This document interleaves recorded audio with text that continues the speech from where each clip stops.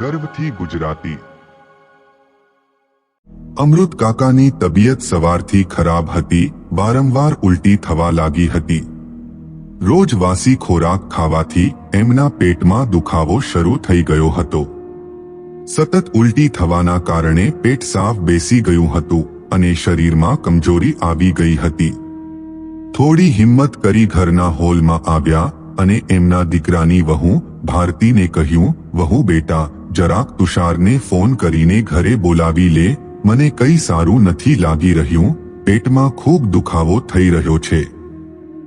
આટલું સાંભળ્યું કે ભારતી તો જાણે એમને બોલવા તૈયાર જ બેઠી હતી। એમ બધો ગુસ્સો અમૃત કાકા પર ઠાલવતા બોલી, તમારો દીકરો ઓફિસમાં હશે, કામ કરતો હશે, તમારા જેમ ઘરમાં નથી બેસી રહેતો। તમારે તો બસ મફતના રોટલા તોડવા છે, બેઠા બેઠા અમારા ખર્ચા વધારતા સિવાય તમને કશું આવડતું નથી। આટલું બધું સાંભળ્યા બાદ અમૃત કાકા મૂંગા થઈ ત્યાંથી પોતાના રૂમમાં આવીને સૂઈ ગયા। પરંતુ એમને જરાય આરામ નહોતો। એમના પત્ની રામીબેનના મૃત્યુ પછી અમૃત કાકા સાવ એકલા પડી ગયા હતા। રૂમમાં રામીબેનના ફોટા સામે જોઈને રડતા। રડ્યા સિવાય એ બીજું કંઈ કરી પણ નહોતા શકતા। અમૃત કાકાને એકનો એક દીકરો હતો જેનું નામ તુષાર હતું। તુષારને એક 11 વર્ષની દીકરી હતી જેનું નામ કૃતિ હતું। કૃતિ ખૂબ શાંત અને સંસ્કારી છોકરી હતી। સ્કૂલથી આવ્યા બાદ એ એના દાદા સાથે જ સમય પસાર કરતી, તો એમના સારા સંસ્કાર તો કૃતિમાં આવવાના જ હતા। તુષાર પણ ઘણો આજ્ઞાકારી અને સંસ્કારી છોકરો હતો। રોજ સવારે ઓફિસ જતા પહેલા પિતાના આશીર્વાદ અચૂક લેતો અને સાંજે ઘરે આવ્યા બાદ પણ સૌપ્રથમ એ એના પિતાના રૂમમાં એમને મળવા જતો, ત્યારબાદ બાકીના કામ કરતો। ભારતી અમૃત કાકા સાથે જે રીતે વર્તન કરતી એ બધું કૃતિ રોજ જોતી અને સહન ન થતા એણે એક દિવસ એના મમ્મીને પ્રશ્ન કર્યો, મમ્મી, તું દાદા સાથે આવું શા માટે કરે છે? તું એમને વાસી ભોજન આપે છે અને બીમાર હોય તો દવા પણ નથી આપતી। એમના પાસે ઘરનું કામ કરાવે છે। દીકરીના મોઢે સત્ય સાંભળી ભારતીએ કૃતિના ગાલ પર તમાચો મારી દીધો। કૃતિ ત્યાંથી સીધા દાદાના રૂમમાં જતી રહી। દાદા ઊંઘી ગયા હતા, પરંતુ કૃતિના રડવાનો અવાજ સાંભળીને એ તરત ઉઠી ગયા અને એને શાંત કરાવી। કૃતિ રસોડામાં ગઈ અને એના દાદા માટે લીંબુ શરબત બનાવી એમને આપ્યો, જેથી એમને પેટનો દુખાવો મટી જાય। દાદા સવારથી એકદમ ખાલી પેટ હતા, તો ભૂખ્યા પેટે કમજોરી પણ આવી ગઈ હતી। કૃતિએ લીંબુ શરબતનો ગ્લાસ એમના હાથમાં આપ્યો કે કમજોરીના કારણે એમના હાથમાંથી ગ્લાસ છૂટી ગયો અને નીચે પડી તૂટી ગયો। કાચના ગ્લાસ તૂટવાનો અવાજ સાંભળી ભારતી દોડીને રૂમમાં આવી અને ફરી એણે અમૃત કાકાને મહેણા મારવાનું શરૂ કરી દીધું। ભારતી કહેવા લાગી કે 1 રૂપિયાનું કામ નથી કરતા અને ઘરમાં બેઠા બેઠા નુકસાન કરતા ફરે છે। આ કાચનો ગ્લાસ તોડ્યો છે તો રાતનું ભોજન નહીં મળે। અમૃત કાકા રડતા સ્વરમાં બોલ્યા, ભારતી બેટા, આજ સવારથી અન્નનો દાણો પેટમાં નથી પડ્યો અને તું રાત્રે પણ ભોજનની ના પાડે છે। થોડી તો દયા કર, હું તારા પિતા સમાન છું। પરંતુ ભારતી પથ્થર દિલ થઈને ત્યાંથી ચાલી ગઈ। એને અમૃત કાકાની વાતથી કોઈ ફરક ન પડ્યો। કૃતિ આ બધું જોતી અને એને ખૂબ દુઃખ થતું, પણ એક નાની બાળકી કરી પણ શું શકે? સાંજ થતા ઉલટીઓ કરીને એમનું પેટ સાવ ખાલી થઈ ગયું હતું, તો એ ધીરેથી ડરતા ડરતા રસોડામાં જઈને જમવાનું લેતા હતા। જેવા રસોડામાંથી પ્લેટ લઈને બહાર નીકળતા હતા કે ભારતી એમને જોઈ ગઈ। એમના હાથમાં ભોજનની પ્લેટ જોઈને તરત છીનવી લીધી અને બોલી, આટલા ઘરડા થઈને આ રીતે જમવાનું લેતા જરાક તો શરમ કરો। તમને તો સવારથી ઉલટી થાય છે, તો એ હજુ ખાવાનું બાકી રહી ગયું છે। કશું નથી ખાવાનું, ચૂપચાપ રૂમમાં જઈને સૂઈ જાઓ। વધારે બીમાર થાય તો ખર્ચો અમારે વધે છે, તમને શું ફરક પડવાનો છે? અમૃત કાકા નિરાશ થઈને એમના રૂમમાં ચાલ્યા ગયા। હવે ભૂખ સહન કર્યા સિવાય કોઈ વિકલ્પ શેષ નહોતો. રાત્રે તુષાર ઘરે આવ્યો અને સીધો પિતાના રૂમમાં મળવા ગયો. એમની હાલત જોઈને એ સમજી ગયો કે પપ્પા બીમાર છે. એણે પૂછ્યું, શું થયું પપ્પા, બીમાર હોય એવું લાગી રહ્યું છે? અમૃત કાકા બોલ્યા, હા બેટા, સવારથી ઉલટી થઈ રહી છે, શરીરમાં કમજોરી લાગી રહી છે. તુષાર બોલ્યો, અરે પપ્પા, તમારે મને ફોન કરીને ઘરે બોલાવી લેવો હતો, હું તાત્કાલિક આવી જાત અને તમારી સારવાર કરાવી લેત. અમૃત કાકા દિવસ દરમિયાન એમના પર થતા અત્યાચારો વિશે તુષારને કહેવા માંગતા હતા, પરંતુ પતિ પત્ની વચ્ચે એ ઝઘડાનું કારણ નહોતા બનવા માંગતા. તુષાર ફટાફટ નજીકના મેડિકલમાંથી દવા લાવ્યો અને અમૃત કાકાને આપી. પરંતુ ભારતીને એમના માટે ખર્ચવામાં આવતો 1 રૂપિયો પણ ભારે પડતો. બીજા દિવસે તુષાર રોજની માફક એમની ખબર પૂછવા અને આશીર્વાદ લેવા એમના રૂમમાં જાય છે અને ઓફિસ નીકળતા કહે છે કે હું આજે વહેલો આવીશ, આપણે સાંજે તમારી સારવાર કરાવી લઈએ. તુષાર ઓફિસ નીકળ્યો કે તરત ભારતીના અત્યાચાર શરૂ થઈ ગયા. એણે કહ્યું કે ક્યાંય નથી જવાનું, તમારે સારવારની કોઈ જરૂર નથી.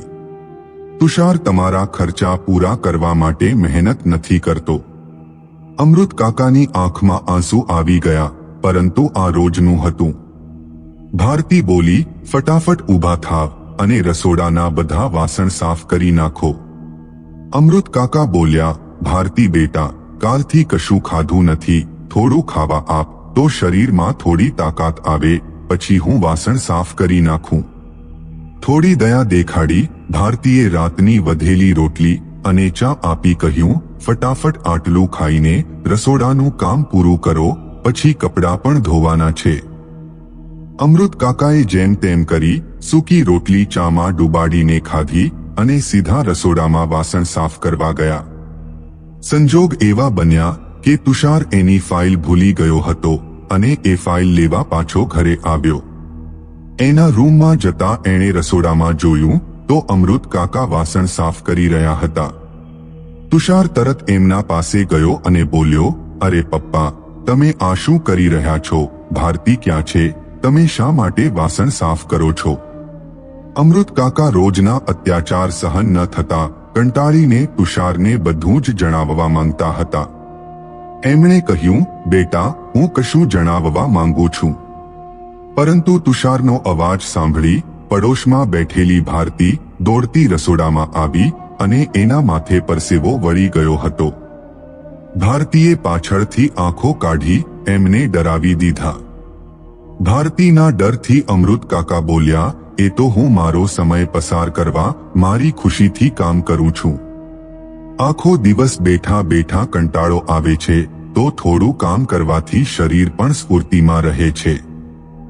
તુષારને એના પપ્પાની વાત ગળે ન ઉતરી, પરંતુ નોકરીમાં મોડું થતું હતું તો એ ત્યાંથી ચાલ્યો ગયો. તુષારના ગયા બાદ ભારતીએ બધો ગુસ્સો અમૃત કાકા પર ઠાલવ્યો.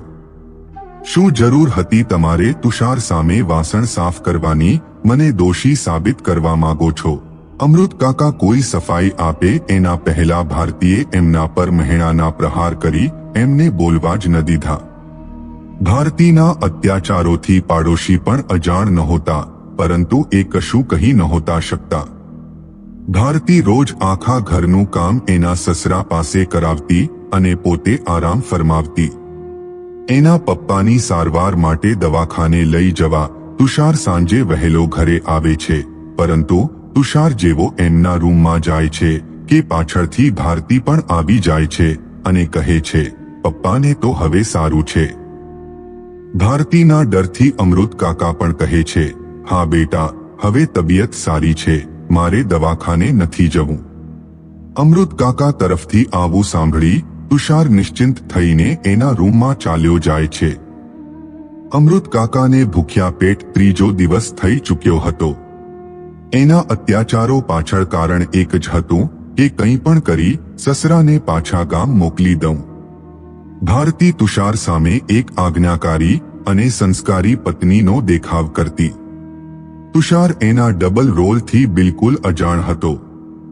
ત્રીજા દિવસે સવારે તુષાર મળવા આવ્યો ત્યારે એમની તકલીફોને છુપાવતા અમૃત કાકા બોલ્યા, બેટા, આ મારા ચશ્મા તૂટી ગયા છે, તું સાંજે આવતી વખતે એને રિપેર કરાવી લાવજે. તુષાર ચશ્મા જોઈને બોલ્યો, પપ્પા, આ ચશ્મા તો રિપેર થાય એમ નથી. તમે એક કામ કરો, ભારતી સાથે જજો અને આંખના નંબરની તપાસ કરાવી નવા ચશ્મા લઈ લેજો. ભારતીએ આજ્ઞાકારી પત્નીના રૂપે તુષારને હા પાડી અને તુષાર ઓફિસ જવા નીકળ્યો. અમૃત કાકા જાણતા હતા કે ભારતી ફરી મહેણા શરૂ કરશે. ભારતી કહેવા લાગી, તમે રોજ નવા ખર્ચા શા માટે ઊભા કરો છો? પૈસા શું ઝાડ પર લાગે છે? તો અમે તમારા નક્કામાં ખર્ચા પૂરા કરીએ.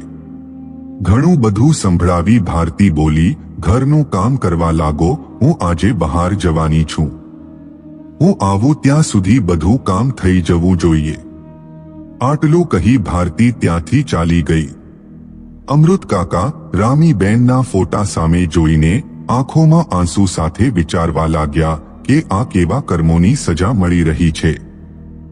ભારતી બહાર જવાની હતી તો એ જતી રહી. કૃતિ પણ સ્કૂલે ગઈ હતી અને અમૃત કાકા ઘરે એકલા હતા. સાંજે 4 વાગે ભારતી પાછી આવી અને સસરાના રૂમમાં પહોંચી. ત્યાં જોયું તો અમૃત કાકા રૂમમાં નહોતા. ઘરના બધા રૂમમાં તપાસ કર્યા બાદ પણ અમૃત કાકા ન મળ્યા. હવે ભારતી ગભરાઈ ગઈ કે રાત્રે તુષારને શું જવાબ આપીશ. એણે નજીકમાં બધે તપાસ કરી પણ એના સસરા ક્યાંય ન મળ્યા. ધીમે ધીમે રાત થવા આવી અને એક આજ્ઞાકારી અને સંસ્કારી પત્નીનો ઢોંગ કરતી ભારતી એકદમ ગભરાઈ ગઈ હતી. તુષાર ઘરે આવ્યો અને સીધો એના પિતાના રૂમમાં પહોંચ્યો. ત્યાં જોયું તો અમૃત કાકા રૂમમાં નહોતા. બધા રૂમમાં તપાસ કરી તુષાર ભારતીને પૂછે છે, ભારતી, પપ્પા ક્યાં છે? માથે પરસેવો સાફ કરતા કરતા ભારતી બોલી, હું તો બહાર ગઈ હતી, ઘરે આવીને જોયું તો પપ્પા ઘરે નહોતા. તુષારના ગુસ્સાનો પાર ન રહ્યો. ભારતી, તને એટલી પણ ખબર નથી કે પપ્પા ક્યાં છે? તું આ રીતે પપ્પાનું ધ્યાન રાખે છે, તું આટલી બેદરકારી કેવી રીતે કરી શકે? તુષાર ગુસ્સામાં ઘરની બહાર નીકળી ગયો અને કહ્યું, જો મારા પપ્પાને કંઈ થયું તો તારી ખેર નથી. અમૃત કાકાની શોધમાં તુષાર રસ્તા પર નીકળી પડે છે. આજુબાજુ બધે બૂમો પાડતા એ એના પપ્પાને શોધે છે. પપ્પાના અચાનક ગાયબ થવાથી તુષારને ભારતી પર શંકા થવા લાગી હતી. કારણ કે અમૃત કાકા કીધા વિના ક્યારે ક્યાંય નહોતા જતા.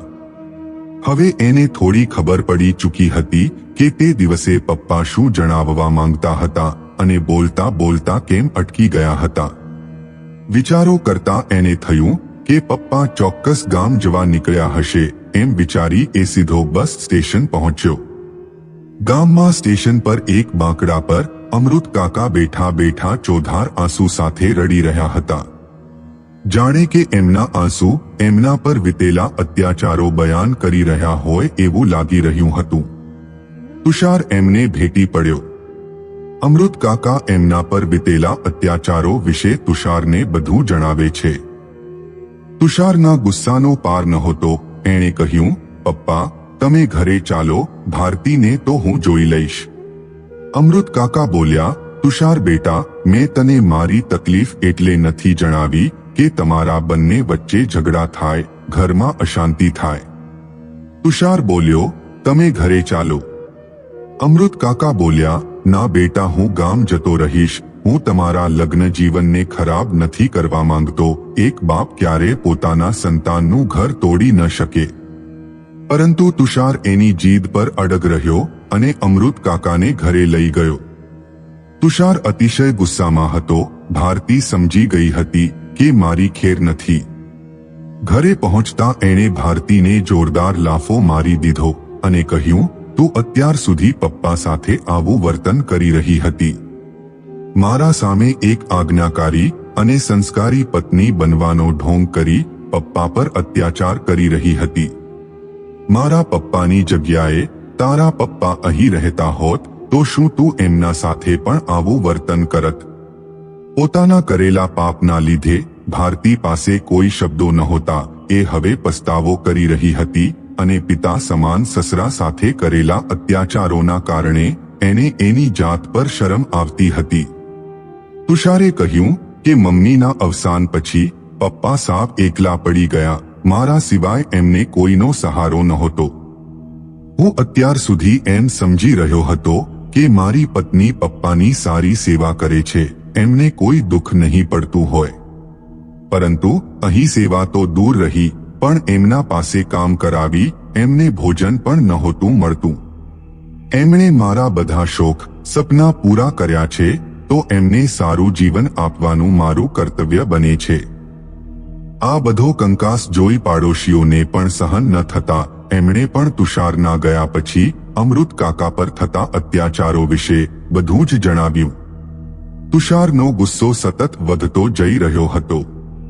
તુષાર બોલ્યો, તું તારા પપ્પાને ફોન કર અને કહી દે કે તને અહીંથી લઈ જાય. તું હવે મારા ઘરમાં ના જોઈએ, કૃતિ મારા પાસે રહેશે. અમૃત કાકા ઘરમાં કંકાસ નહોતા ઈચ્છતા. એમણે કહ્યું, તુષાર, તું શાંત થઈ જા. મારા કારણે ઘરમાં કંકાસ ના કર, હું તો ગામ રહી લઈશ. ભારતીની આંખોમાં પશ્ચાતાપના આંસુ સરી પડ્યા અને પોતાની ભૂલો સ્વીકારી એમના ચરણોમાં પડી ગઈ. અમૃત કાકાની માફી માંગતા ભારતી બોલી, પપ્પા, મારા કરેલા પાપના કારણે હું ક્ષમા યોગ્ય નથી, પરંતુ તમારી દીકરી સમજી મને માફ કરી દો. અમૃત કાકાએ ભારતીને ચરણોમાંથી ઊભી કરી બોલ્યા, અરે બેટા, જે થયું એ ભૂલી જા, અને મેં તો તને હંમેશા એક દીકરી જ માની છે. ભારતીએ તુષારની પણ માફી માંગી. બીજા દિવસથી એણે નિસ્વાર્થ ભાવે અમૃત કાકાની સેવા કરવાનું શરૂ કરી દીધું. કૃતિ પણ હવે ખુશ હતી. અમૃત કાકા એમની પત્નીના ફોટા સામે જોતા હસીને બોલ્યા, જોવે છે નસીબના ખેલ, જે ભારતી મારા પર અત્યાચાર કરતી હતી, હવે એ જ ભારતી મારી સેવામાં કોઈ કમી નથી છોડતી. મિત્રો, જે રીતે મા બાપ નાનપણથી આપણા બધા શોખ પૂરા કરે છે, એ રીતે વધારે તો નહીં, પરંતુ એમને પ્રેમ સાથે સુખનું જીવન તો આપી જ શકીએ છીએ. ઘડપણમાં એમને આપણા પ્રેમ અને સાથની વધારે જરૂર હોય છે.